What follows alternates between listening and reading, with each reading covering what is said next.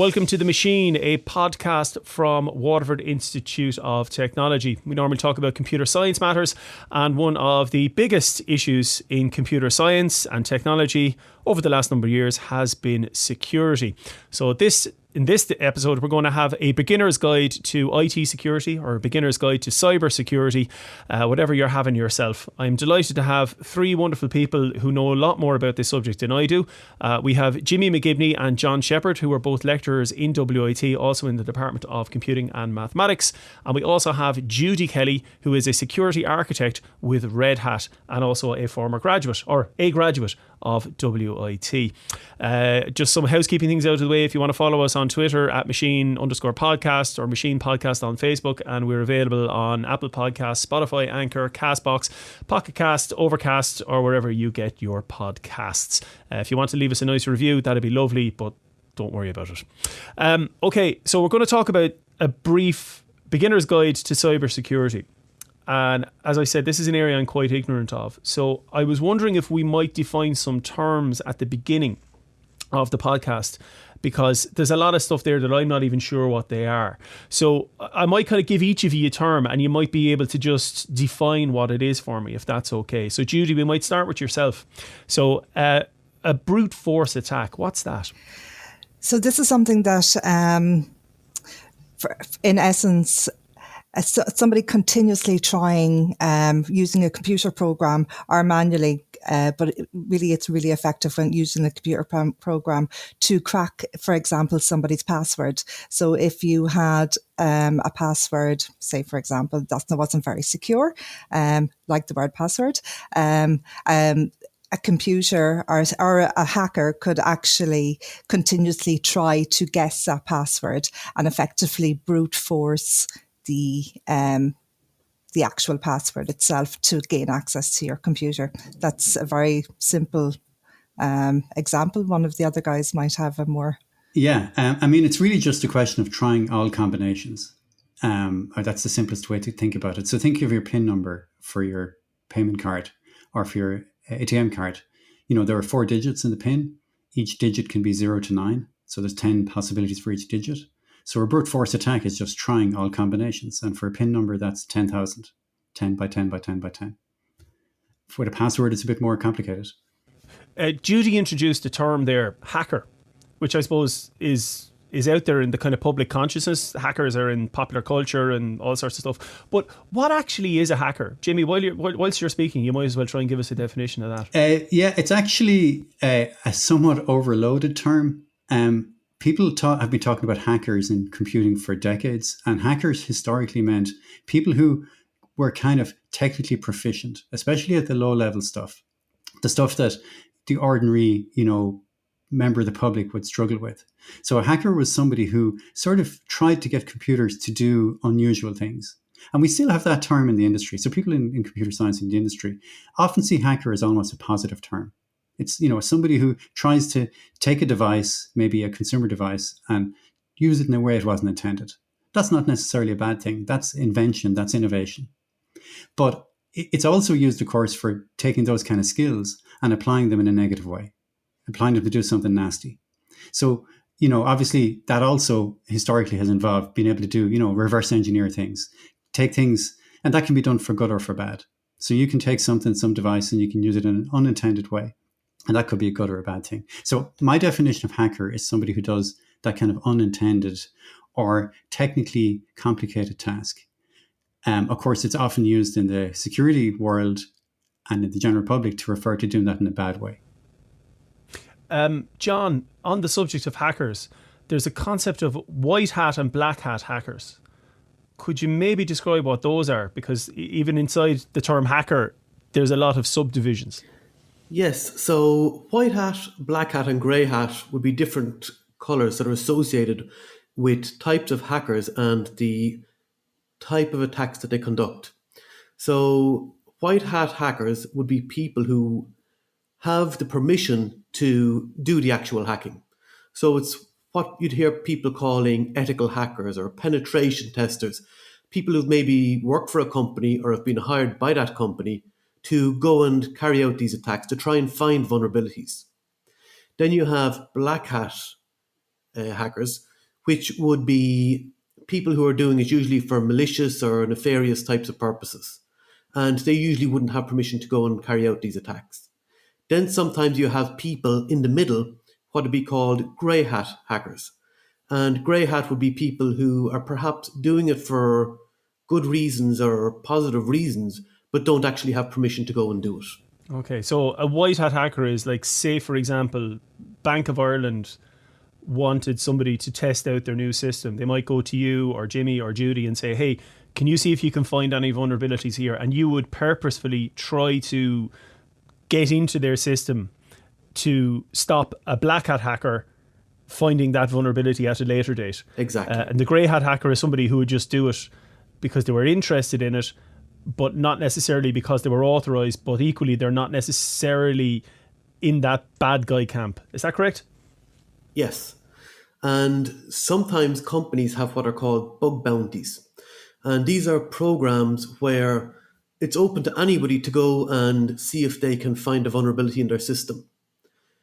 But people need to be careful of those kind of things as well, because some companies see it as a threat. If somebody finds a vulnerability in their system, they then go to it. And there has been issues where companies have taken these kind of things to the guard and thought that there's a potential that somebody's going to try and blackmail them over some vulnerability. I think it comes down to consent. I think if you have the consent of whoever's providing the service or whoever owns that product, then you're clearly okay. So if you're one of John's white hat hackers that's doing a penetration test on behalf of the bank, you have consent to do that. You're doing that for them. Or if it's your own equipment, it's something you've got at home, some code you're writing yourself, of course you have, that's implied. But if you're going to some random site on the internet or, some public service that doesn't have a bug bounty program that has very strict terms and conditions about how you can test it, look for vulnerabilities. If that's the case, then that's not good. That's the bad stuff. Judy, can I hit you with one more term that you might explain for us? Because I think it's going to come up again and again, so we might as well get it out of the way now. Sure. What's encryption? So encryption is a process of maybe using some form of algorithm to change plain text, so ordinary data, into an unreadable format.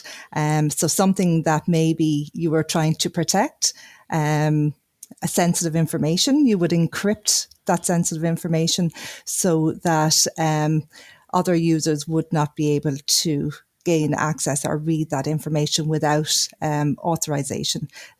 For example, without the key that you would give them. So there's different forms of encryption used over the years, and it's getting better and better every day. But it's dated back to early days when people were trying to hide secrets, and they would encrypt those secrets so that travellers on their way would not be able to read the messages.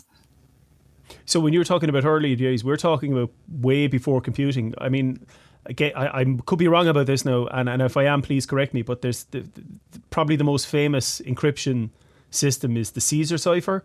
Most primary school children would use it, and I think that does date back to Roman times, which is hence why it's called Caesar. And that's just basically where you substitute one letter for another. So A becomes H, and so on and so on and so on. And then the idea is if somebody intercepted that message, it would just look like gobbledygook.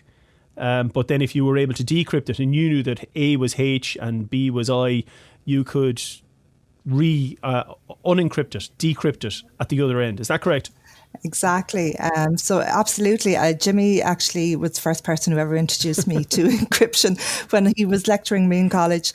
And I also, John introduced it in the form of recommended books to read. I remember reading a great book on the Enigma machine from World War II, and during my college term, which I found very enjoyable. And it's actually a great way to get kids interested in computing. I have done the same notes that Jimmy gave me. I have emulated those notes and have done it with students who have visited Red Hat on numerous occasions. So we have gone through Caesar, Cypher and Railfence technique and things like that. And just to show them very simplistic form of how to hide or encrypt data or maybe hide information in their diaries that they don't want parents to read and so forth. So, and they found it really interesting, and it's a great way of engaging people.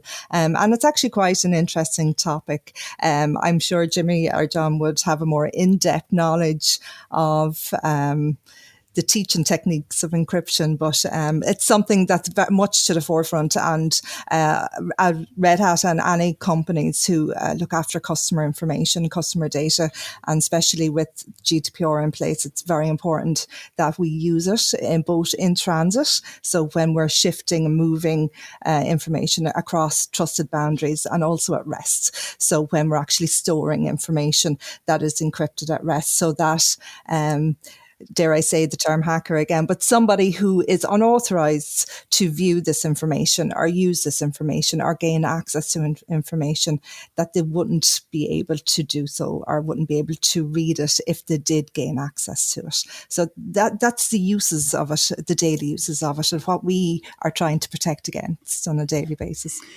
Yeah, I suppose you were talking, Judy, about kids and how, kids are kind of inspired a little bit by encryption. It's actually a really simple idea, because it's really anything that transforms data in a way that a casual observer can't make sense of it is encryption. So if I take a message, if I get one of my children to take a message and write it backwards, if I just see those characters, those letters written backwards, without a little bit of investigation, I don't know what's going on. Now, that's obviously easy to break. And, we could have a whole big, long discussion about what makes a cipher or what makes an encryption scheme, unbreakable. And that's that's beyond the scope, I think, of what we talk about today. But, ultimately, that's what it is. It's transforming data in a way that a passerby can't make sense of it. So I suppose what's important here is at this stage, we've defined some terms, but we're also setting the scene that security and issues around security predate computing. It's not that this is only something that has arrived on the scene because of computing. These issues have been there for human civilization right back to the year dot, but perhaps they've become much more we're much more aware of them as we live in a world of vastly more information, and we present so much of our lives, personal, professional, etc., in an interconnected online computer-based world. So that's maybe why security and IT security is such a hot topic. Yeah, just a little point about encryption that often is discussed and often comes up. Computer-based encryption doesn't solve all the world's problems.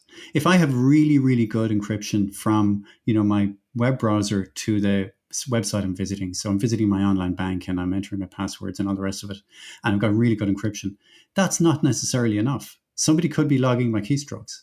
So somebody could have installed some malicious software on my machine and it could be capturing every keystroke. And you can have the best encryption in the world and it doesn't solve the problem.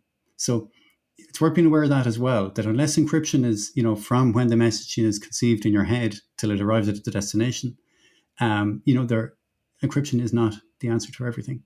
But of course, it's important. So there's lots of areas where there can be a vulnerability. And I suppose the trick is trying to minimize them as best as possible, as well as possible. As I said, I know very little about computing security, very little indeed. But I have seen this thing referenced called the CIA model. That's nothing to do with the Central Intelligence Agency. Judy, you're nodding your head there now going, yes, CIA. Could you maybe explain what the CIA model is? Sure. This is something that I actually use on a daily basis in my role. So CIA for C for confidentiality. I is for integrity and A is for availability. So when we're talking about confidentiality, we've been talking about encryption. One of the main tasks that we follow when we're doing threat modeling is the STRIDE model. And in that, it's information disclosure is information disclosure. And confidentiality is actually what we're trying to protect, trying to avoid leaking information into areas that are, again, as we explained unexplained area to people who are not authorized to see it. Then we have integrity. We're looking for situations that we're hoping that people will not be able to protect the data and to ensure that it is correct from the time it leaves somebody to the time it arrives to somebody else. So we want to make sure that the information can't be changed. I'm trying to explain this properly. We want to ensure that the information can't be modified by anybody when it's either in transit or at rest. So that if I have contracts sent out to me in the post and they give me $100,000 salary and I can change this to $150,000 salary and send it back to them.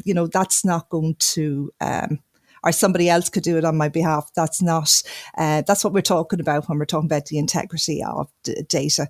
So that, and then availability. So we're talking about, I'm looking for things like resilience. So how resilient is the infrastructure that our customers are working on? Is there a way of bringing down the systems that stop the users of our infrastructure getting their daily job done? And for those kind of things, we're looking at avoid resource exhaustion and so forth. So I hope I explained that correctly. Oh, I think you have, but I'm just going to kind of say it back to you to make sure I have it right in my head. So CIA of confidentiality, integrity and availability is really a prism through which we can view potential security threats. Is that correct? Exactly. So for threat modeling, in particular for what I do in work, we follow a STRIDE model. So it's S for spoofing, T for tampering. So the tampering aspect goes directly for integrity. So and there is to stop people from tampering exactly with the information and to making sure that the information, the integrity of it is held correctly. And information disclosure then links to confidentiality, and denial of service is another part of the STRIDE model, and that links directly to availability. So it's to ensure that systems are able to carry out their duty as they were expected and not being able to be brought down by some kind of attack on the system against either the system resources or so forth. John, Judy mentioned a term there that I actually forgot to include in our list of terms at the start, but you might describe it for us, which is denial of service. Could you maybe explain what that is? Yeah, so a denial of service attack, Rob, means to take some service or some functionality on your computer and to make it unavailable to the users. So it can be done by tying up, for example, the processor on the computer so that it cannot carry out instructions or execute tasks for you. Or it could be that all the bandwidth going to and from the computer on the network gets clogged up with messages or with traffic, so that traffic from the internet, for example, can't be sent back and forth. And by doing this, the attacker manages to tie up all the resources on the system, and services or functionality becomes unavailable to the people trying to use it. So a denial of service attack is usually when it comes from one individual source. But what we've seen more in the last decade is distributed denial of service attacks. And that's where armies of computers or IoT type devices around the world get infected with some sort of malware. And then based on some trigger executing like a time, all the malware steps up and activates and carries out the attack. So they all decide to attack this one service at the same time. So would this be an example of, or if I'm getting you correct, let's say I hacked together a nefarious program that I somehow managed to install on the three of your machines, or however I did it, and let's say at 1 p.m. on Friday, on the 31st of December, that the program was triggered to flood www.wit.ie with requests. So it received so many requests that it wouldn't be able to respond to genuine requests from people trying to seek the website. Would that be correct? That's it, exactly. And in a couple of instances, these kind of things have happened by accident.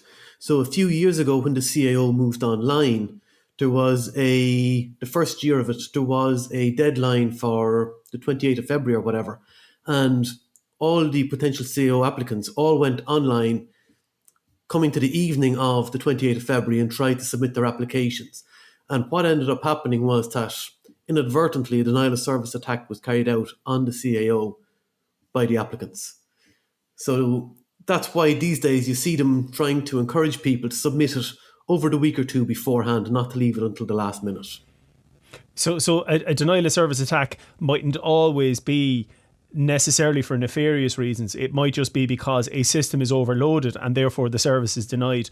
The best example I can think of, and I'm sure we've all been there, is where you're trying to get concert tickets, and you're trying to log on for 9 o'clock to get your tickets for Electric Picnic or whoever it is. And of course, everyone is trying to get on at the same time, and you're sitting there looking at a web page that's not displaying. I just want to say that a lot of things in computer science and security actually have real world analogies. And denial of service is a really good example. If you want to drive through Thurles at 3 o'clock on Munster final day or 5 o'clock, you're going to get stuck in traffic, right? That's the reality. That's almost like denial of service. And actually, sometimes there are also kind of attacks like denial of service attacks in the real world.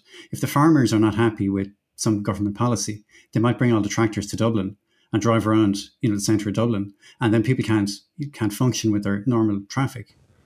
That's a denial of service attack. It's not using computers, but it's exactly the same idea.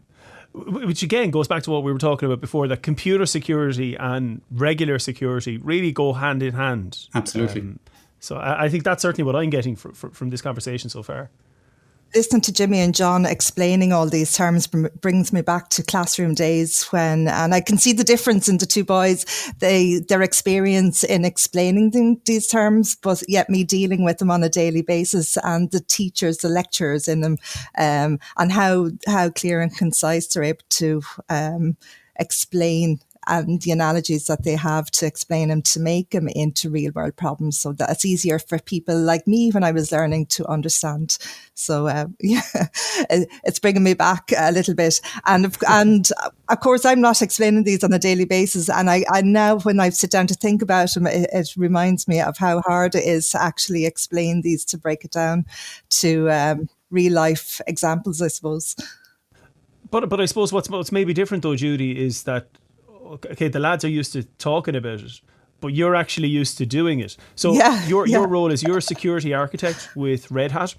Like, could you maybe take us through a typical day? Or I know there's no such thing as a typical day, but could you maybe take us through the kind of typical kind of work that you do with respect to computer security? Yeah, sure. So I'm a threat modeler with Red Hat, but I work for the product security managed services team. So what we do is we look after the onboarding of services that Red Hat actually manage on behalf of our customers. So what we give away our software for free. And then we sell a subscription for two companies who would like to transfer their technical aspect or the security risk and so forth back to Red Hat for us to manage it on their behalf. And there's many different reasons for this. It could either cost, or they mightn't have the bandwidth or the technical knowledge or technical experience. So it's only one area of Red Hat's business, the managed services business. So that's just to set the scene of the area that I work in. So we're Red Hat are carrying the risk solely for the management and the security of the customers that we're selling this subscription to. So the managed services team is broken up into three kind of areas. So we look after security architecture reviews. So kind of in an in-depth understanding of how the product or service is actually built. And then we have threat modeling, which is what I do is we review the architecture and we literally go and try and break it. So I come to it with the glass half full kind of attitude, and I'm really trying to look for areas that entry points into the system that somebody else might try and enter, data flow of the system where we're crossing trust boundaries, but also what kind of data that the system is actually holding. So what kind of customer information are we handling, and is it sensitive customer information? information. And the difference between the types of information is sensitive customer information is personally identified information that would become under compliance issues like GDPR, or just ordinary data that wouldn't really be used by or be any good to anybody if they got it. So there's different types of, and risk are formed to different types of data that the services might manage. And then we do pen testing. So penetration testing is what John was talking about earlier, when we have what they're called maybe white hackers. So we're authorized to go in and actually penetrate the system. So what would be, so Judy, on that topic then, what would be the kind of most common security threat that you would encounter? So when we're looking at the security of the services, initially we're not looking at the threats that we're going to actually face. So we're not coming from the threat actor's point of view, because we're never really going to fully understand or really keep up with all the threats that are ever going to come at us. So what we're trying to do is actually take the security posture and make it as secure, like with it going back to the confidentiality, integrity and availability. So to the best of our ability to make that as secure and harden the posture of the service as much as possible. So to reduce any risk. So at the end of the day, what I think is really coming to the forefront in security is how to manage risk. And this was quite new to me, a new concept to me, that it's not just about finding threats or not just about finding vulnerabilities or indeed flaws in the system. It's actually about managing the risk and what kind of an impact are these vulnerabilities or flaws or a threat actor might bring to the business. So you might find a flaw or a vulnerability in the system, so your data might not be encrypted at rest. Or you might find another flaw in a system that the data is not encrypted in transit. But it depends on the data, right? And it depends on the access to those areas. And what we're trying to do is assess them as a holistic, a complete overview of the possibility, the potential of that being attacked, based on the likelihood or the potential or the likelihood of that being attacked against the impact that it might have to the business. And then we try and explain back to the engineers the different levels of risk that it would cause to the service. So what it does is it allows engineers or business units at a very early stage to focus their security efforts against the highest risks and the highest impacts, against the highest impact that it might have on the service. So what I'm hearing there, and please correct me if I'm wrong, and any of you, is that it's not a case that something is secure or unsecure. It's really, there's a continuum and there's an element of risk associated with that. And also there's probably an element as to how valuable something is, as to the level of security on it. I mean, for example, I might have my banking details. Those are obviously very valuable because there's a financial issue tied up with that. Whereas I also have an MP3 collection here on my computer. It's not probably, I mean, it might be personally valuable to me, but in the grand scheme of things, it's not very valuable. So therefore, the level of security and the level of risk associated with that is significantly less than my banking details. Would that be correct, Jimmy? Yeah, I suppose the first thing to say is there's never perfect security. If someone promises perfect security, they're lying, basically. It's about having, doing a threat model, doing the kind of thing that Judy does, and having appropriate protections for those threats.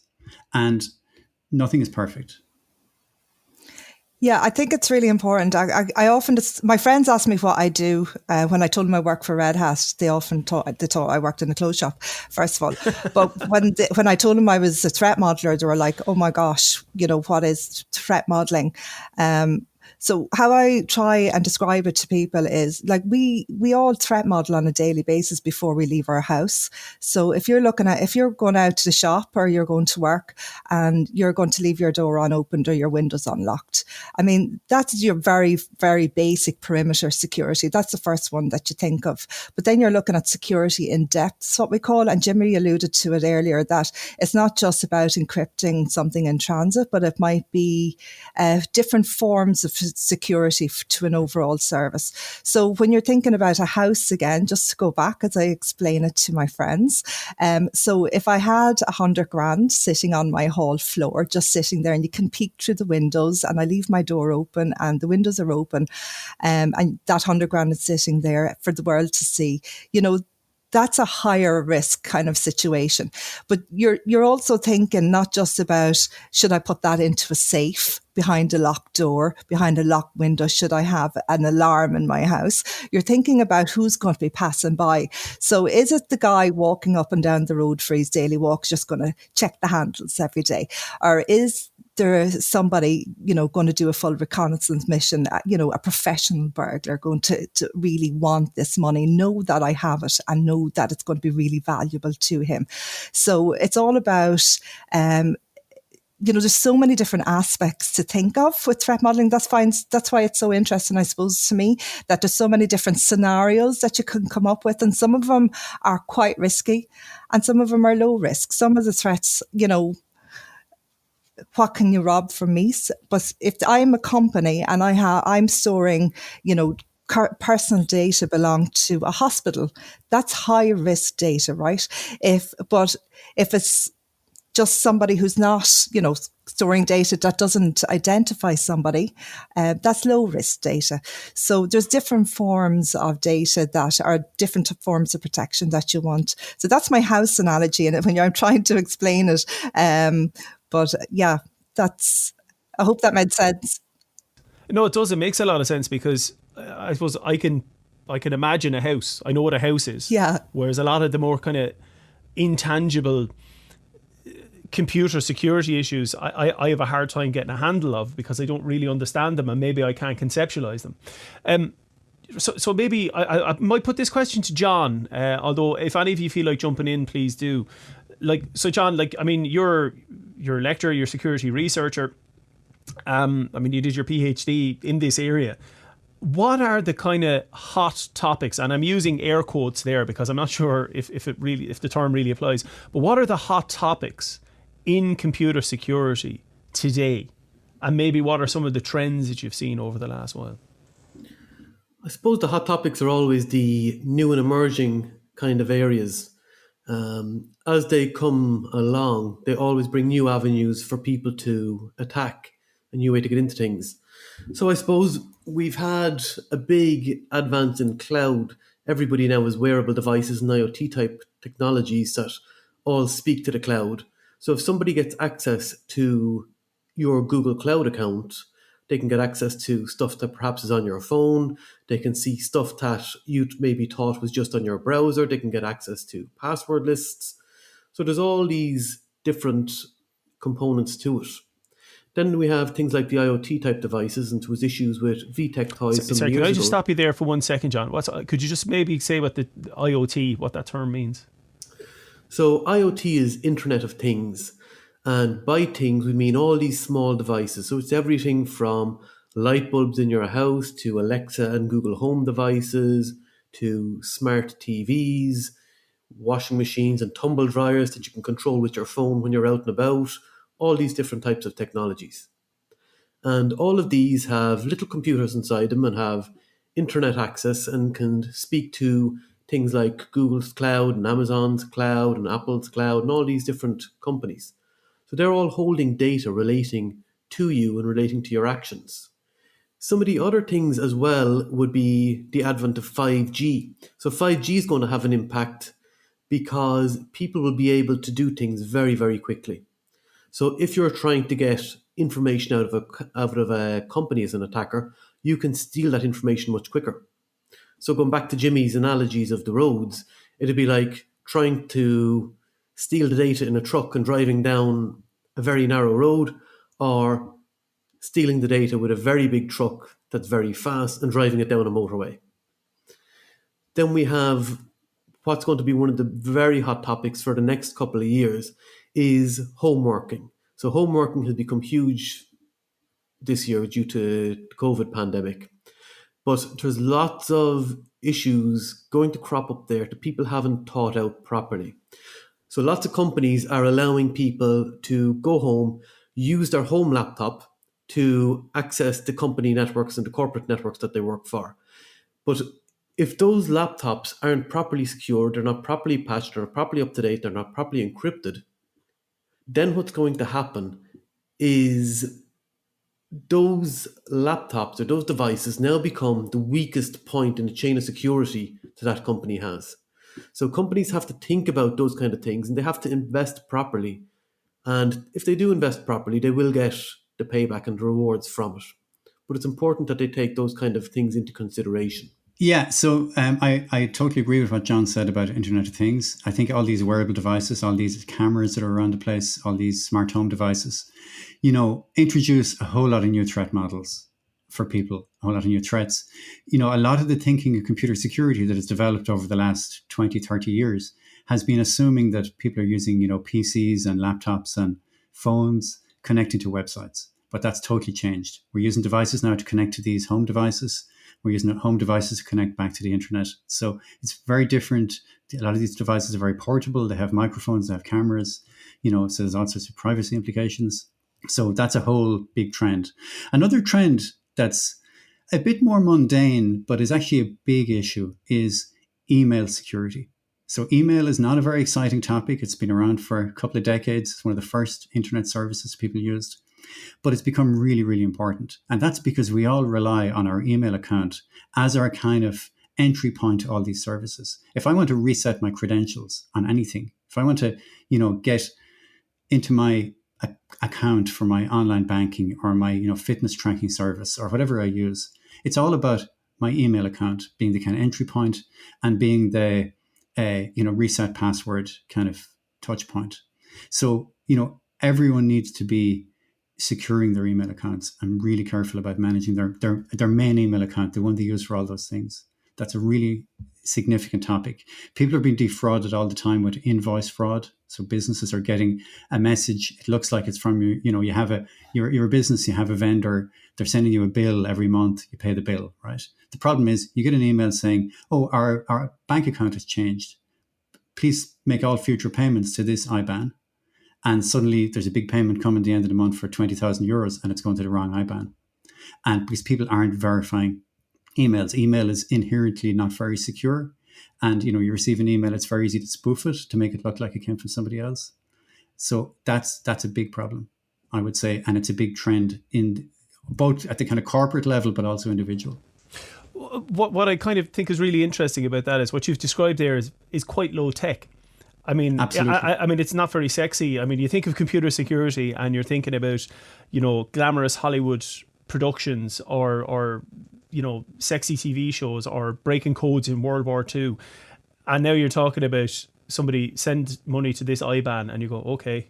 It's so low tech. It's amazing.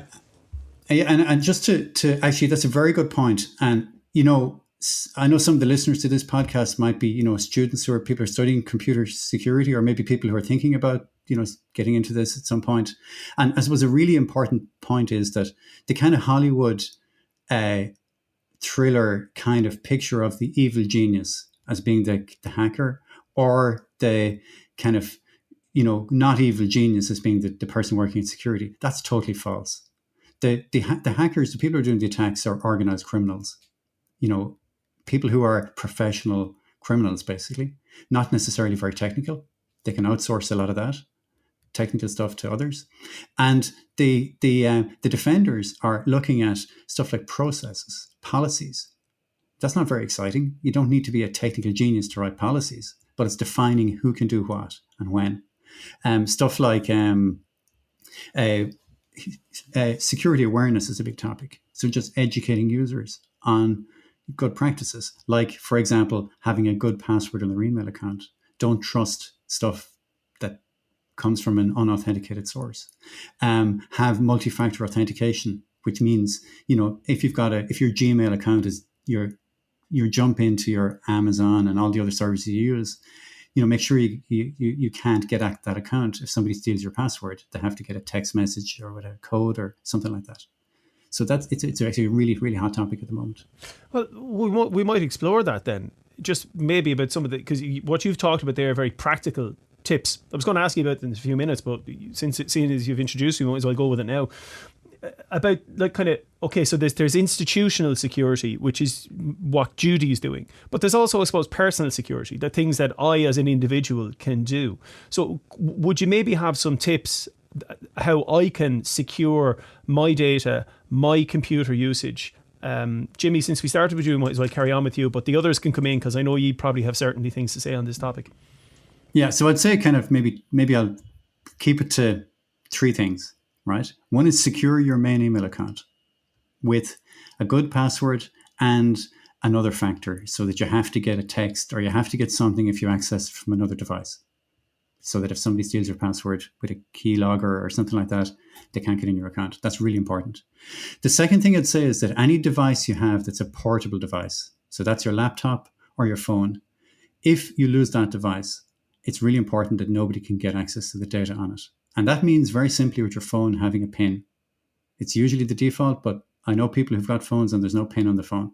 So if you don't have a PIN lock or a fingerprint lock or whatever it is, or facial recognition lock, if somebody can pick up the phone and start getting into your email on the phone, that's a big problem. Or if it's a laptop, most laptops, if you buy a laptop in, Harvey Norman or somewhere, it probably doesn't have full disk encryption turned on. And that means if somebody gets their hands on the laptop, even if you've a really good password, they can get access to the files on the laptop. So that's something that people should be doing, is securing, because if you lose the laptop or leave it somewhere, that's a problem.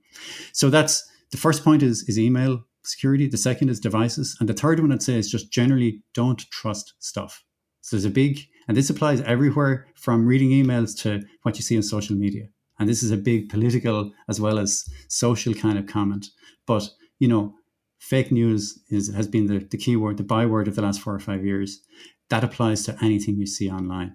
The old, there's a really old cartoon from the New Yorker magazine. It's actually from 1993, and it's quite famous in the security world. And it's two dogs behind a computer screen, and one is saying to the other, on the internet, nobody knows you're a dog. That's just as valid today as it was 27 years ago when it was written. It's actually more valid today.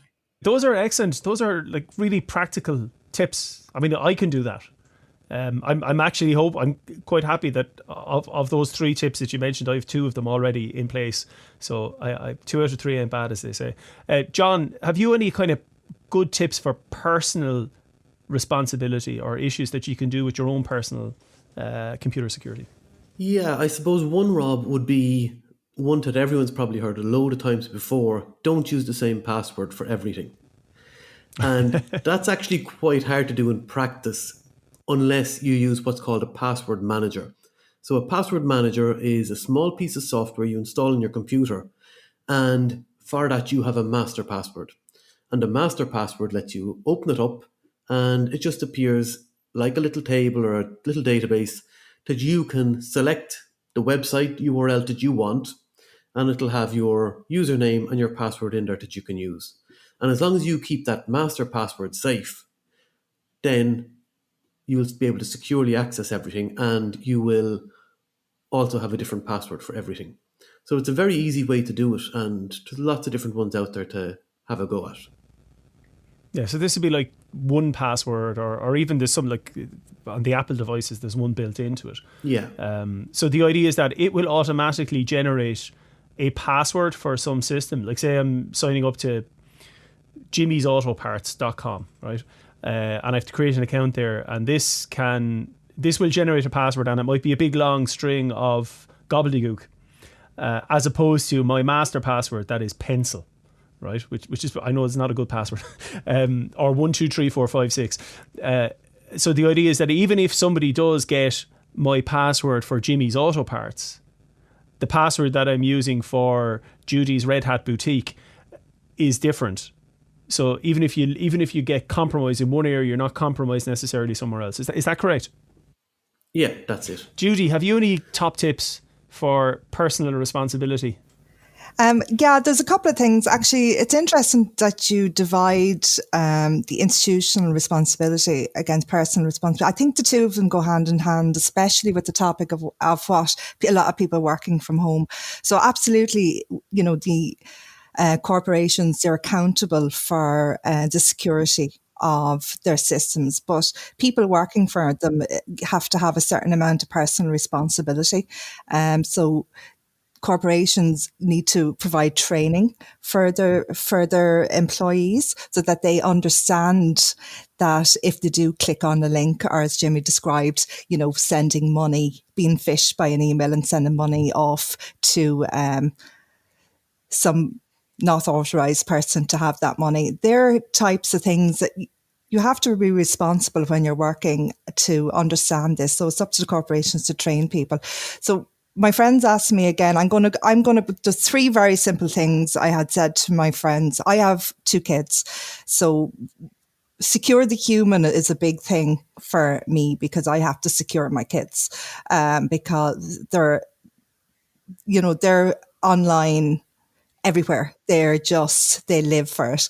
So my little boy, I have his accounts linked up to my accounts because he set up a YouTube account unknown to me. And I got an email to say he had posted a video. When I checked the video, he had given a full tour of my house, room by room, on his YouTube account. So, if I hadn't have had that set up, that I hadn't got an email and this works for companies as well. I'm giving simple examples, but this is also works for logging for companies. If somebody in a company does something and you don't have that logged, how are you going to know what they did? Or, that comes back to repudiation or non-repudiation ensuring that you know who does what when.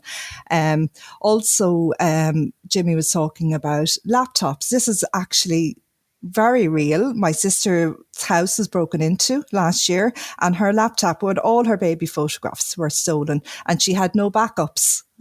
So maybe backup information that's important to you. So, Dropbox or Google Photos or wherever, that's OneDrive, whatever is important to you. And again, that's important to corporate companies. You need to have backups of your data in case that your systems do crash or, something happens. So you need to be able to recover very quickly. So disaster recovery. So you can see the crossover between personal security and everyday security, our corporate security.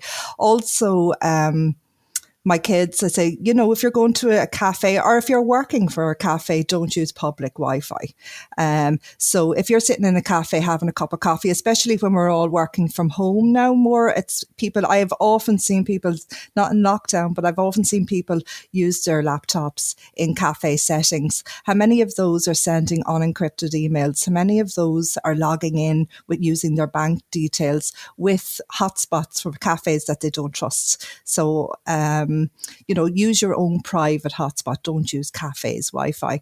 And also screen sharing. If you are out and about and you have your laptop on a desk, make sure somebody's not peeking over your shoulder. If I have my infrastructure belong to my company and I'm in a cafe and I'm working and somebody can look over my shoulder and see what's on my screen, that's not very secure. So there's very simple things that you need to be thinking of between your work life and your personal life that actually cross over. What I'm hearing there is, I hate to say it because it sounds so reductive, but in everything that the three of you said, there's an awful lot of cop on associated with it. And I'm not trying to be dismissive. I mean, somebody who's not using like a password manager, I'm not saying they're thick or anything like that. They might know what it is and they might know how to use it. But a lot of it sounds simple. And also, again, what Jimmy was talking about earlier about kind of spoofing attacks and people just getting nonsense in the post is kind of maybe implying a healthy skepticism. Not for everything, but maybe for everything. I don't know. Jimmy, what do you think? Just to summarize, I suppose, in one respect, it's kind of a cool area to be in because it combines kind of, technical know-how with the kind of human factor, psychology almost I know really I'm an amateur psychologist, but I do find myself having to, think about the way people think about things when I do security analysis. Also, as business aspects, as Judy has referred to, organizational kind of policies and procedures and all that. So it's kind of a bit of business. It's a bit of technical computing, a bit of engineering, also a bit of psychology and a bit of kind of human interaction and all that in it as well. So it's an area that actually brings a lot of kind of disciplines together, if you like. In if you want to think of academic disciplines, for example. Right. Final question for each of you. I mean, there's been numerous famous data breaches or attacks all across the world in computer security over the last number of years. Is there any ones that stand out for you particularly? Maybe you have a favourite one for whatever reason, if you know what I mean. So I don't know, maybe John, we might go to you first if you have like a famous attack that you quite like or you think is particularly illustrative. Well, it's not that famous really, but there was a report from a company called Trend Micro lately, and they were looking at cyber criminal activities over COVID. And one of the things that they came across was that cyber criminals in their spare time have been entertaining themselves during COVID with online rap battles, poker tournaments, poetry competitions, and in-person sports tournaments, which were largely MMA fights. And that the prizes for these competitions was personally identifiable information. So things like credit card data files, other pieces of information about people like that. And they were having these as the prizes for the competitions. Online rap battles. Wow. I was not expecting to hear that. Judy, is there any one that stands out for you particularly or anything like that? Yeah, it's not a major hack or anything, but it is. I find it very interesting when you were moving to new technologies, especially with COVID. So, for example, all of us had to turn our meetings to Zoom, like what we're doing today. There was a very hot topic of Boris Johnson sharing his Zoom meeting online, which wasn't very secure. But it's the simplicity of taking a photograph and posting it to your Twitter account, and how insecure that could be. So when you're so unaware of the information that you might be sharing. Also, I was on a Zoom meeting with a security company trying to sell Red Hat, a security product, and we got Zoom bombed by their next customers. They hadn't locked the meeting and obviously had shared the same ID with the next people. So we were sitting there on a meeting, a crowd of us, and I noticed an extra few people had joined late, very late in the meeting. And we're just sitting there listening.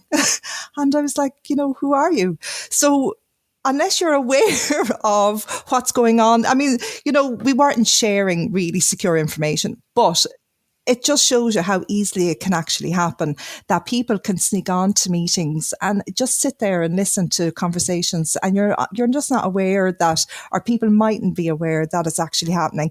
So I find the use of new technologies, for example, Zoom, and people's lack of understanding of how they actually work and what's actually happening and how they're actually used and how insecure they can be if not used correctly. And I know Jimmy has a great understanding of Zoom meetings.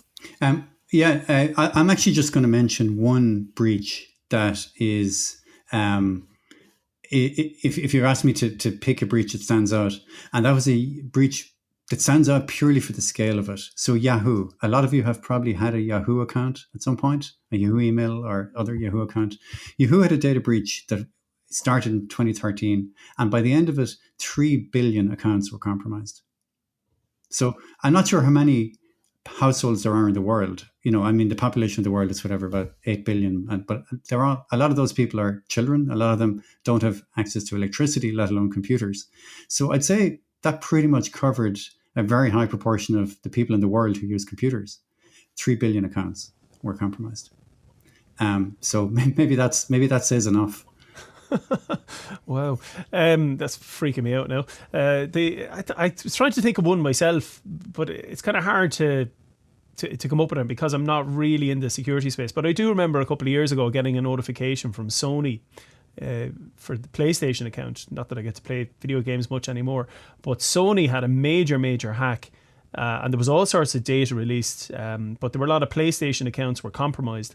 Change your password, etc., etc. I don't know to what level the data was flooded out there onto the internet, but when John is talking about personal information, credit card information being offered up as prizes for online rap battles, I'm wondering, is my data in there somewhere? I don't know.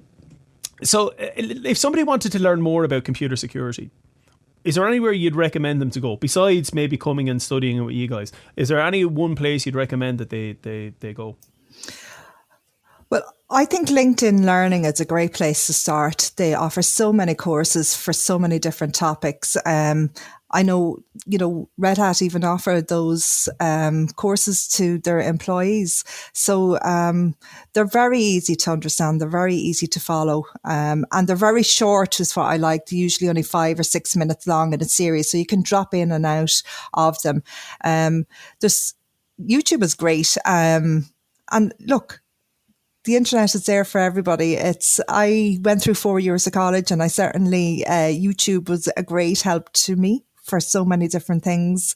And yeah, that's where I would start. I just start reading and being interested. Actually, if anybody is interested in trying out any kind of security, there's great capture the flags competitions and things like that you can follow, and the solutions are on YouTube. So you can actually set them up and just kind of try them and work the solution, not even try to hack into them, but, just follow the solution and try and gain a kind of understanding of how systems are actually built and the protocols that they actually use and how they actually talk to each other. And yeah.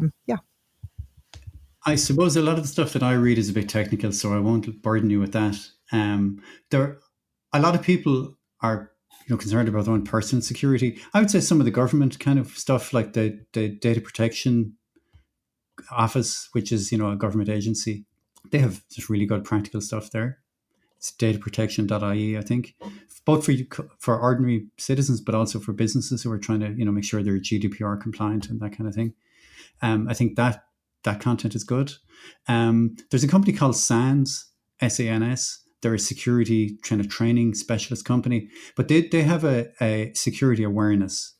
They have a lot of technical stuff, but they have a security awareness initiative. So they have lots of resources for people to kind of promote security awareness. So if you're a company and you want your employees to observe good practices, like maintain good passwords, don't trust stuff you shouldn't trust. They've got nice kind of posters and leaflets and stuff that you can kind of circulate to employees to encourage them to be more security aware. So maybe that's something people might find useful. Yeah, as Judy was saying, YouTube is great for all this kind of stuff. And there's loads and loads of online tutorials for playing around with tools or things like Kali Linux operating system, those kind of things. If you want to test out a few things or do something a bit practical and play around with it, the internet is full of tutorials on those kind of things as well. And they're free.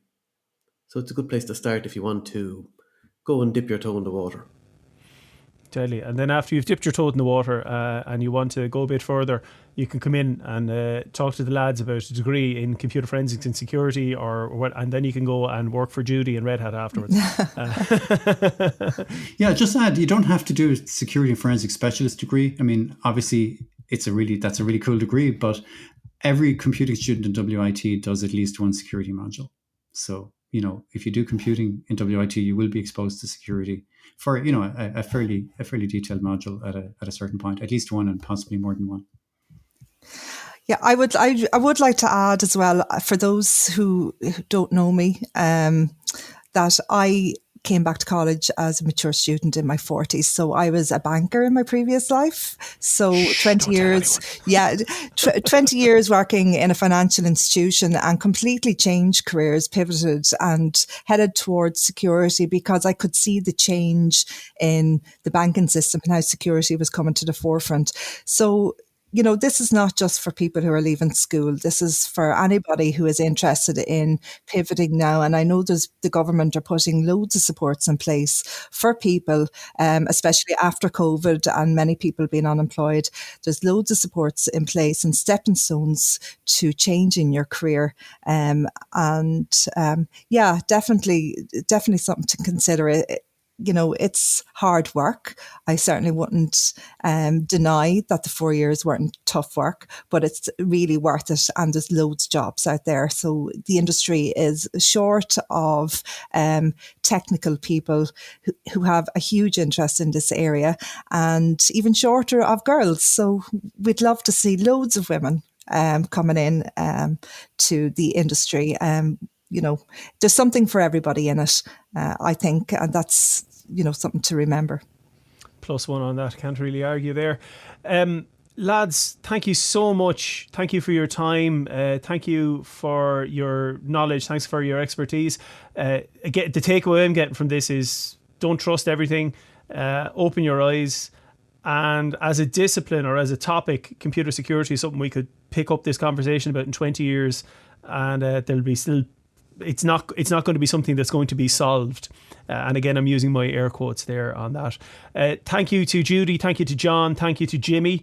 I've just realised it's Triple J. I surely could have worked in some sort of a joke there into that, but I'm not smart enough to think of that.